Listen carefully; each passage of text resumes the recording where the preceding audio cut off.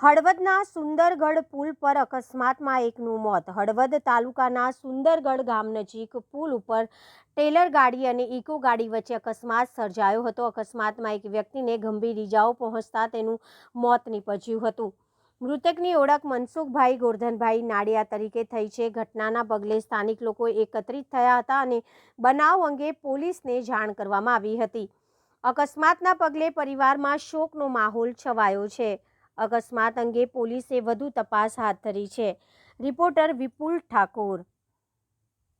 હું છું આપની સાથે વિપુલ મઢુતરી અને બનાવની વાત કરવા જાય તો સુંદરગઢ પુલમાંથી જે સવારમાં 9 વાગ્યાની આસપાસ અકસ્માત થયું હતું અને જે ગાડીવાળાએ અકસ્માત કર્યું હતું ને તે હાલીને જવાવાળાથી મેરુપર ગામના વતની એ ભંગાર વીણવા માટે સવારે હળવદ બાજુ ચાલીને જઈ રહેલા હતા ત્યારે પાછળથી આવેલી જે ગાડી છે તેને ટક્કર મારી હતી અને તેઓનું નામ જાણીશી કે તેમના ભત્રીજા પણ આપણી સાથે છે. તેમની પાસેથી તેમનું નામ જાણીશી.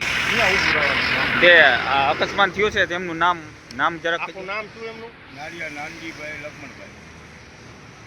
તે કેના ભેગા રહેતા હતા? મારા ભેગા રહેતા હતા ઘણા વર્ષો પહેલાં. અને ક્યારેક ભંગાર વીણીમાં જતા હતા. ભંગાર કચરો વીણી પેટ ભરતા હતા. મારા ભેગા આવીને રહેતા હતા ને ઉડતા બે હતા. તેની આશરે ઉંમર કેટલી ગઈ છે? 50 વર્ષ, 55-60 વર્ષ. 50-55.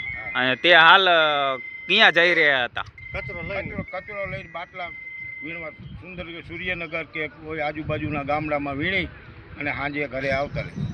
તેમની પાછળ કોઈ વારસદારમાં કોણ, તેમના પત્ની કે છોકરા કોઈ છે કે નહીં? લગ્ન કર્યા હતા પણ પત્ની જતા રહ્યા હતા.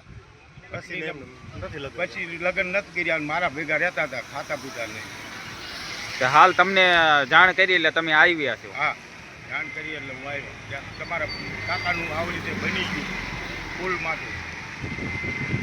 કંઈ વાંધો નહીં, હું આવી. હાલ મિત્રો, તો આપણે તેમના ભત્રીજા સાથે પણ વાત કરી હતી અને હાલ તો હું તમને આગળ જે અકસ્માત કર્યું છે તે ગાડીના પણ સીન બતાવીશ. તમે જોઈ શકો છો ઠેઠ લગીને અહીંયા ભંગારના શીશા પણ પડ્યા હતા. એ ગાડીવાળો ભાગવા ગયા હતા પણ ભાગી ન શક્યા. અહીંયા ટ્રાફિકના હિસાબે તેને ટ્રાફિક નડ્યું હતું ને અહીંયા પુલ માથે જ ઊભી રાખી હતી. અને ગાડી નંબર તમે જોઈ શકો છો RJ02 GC 029 આ ગાડી નંબર છે. અને તમે આગળ પણ તે ગાડીના દર્શક બતાવીશ. તમે જોઈ શકો છો અન્ય ગાડી સાથે સૂત્રો પાસેથી જાણવા મળે છે કે અન્ય ગાડી સાથે આ ગાડી અથડાઈ હતી.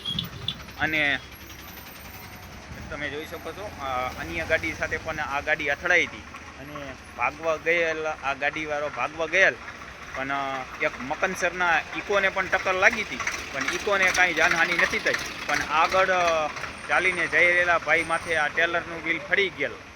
તમે જોઈ શકો છો તેનો એ ભાઈનો ઠેલો પણ અહીંયા ગાડીમાં ભરાઈ ગયો હતો અને એ એટલો ભયાનક અકસ્માત હતો કે તેનું ઘટના સ્થળે જ મોત નીપજ્યું હતું. અને હાલ હળવદ પોલીસ ઘટના સ્થળે પહોંચી આગળની કાર્યવાહી હાથ ધરવામાં આવી છે. નમસ્કાર.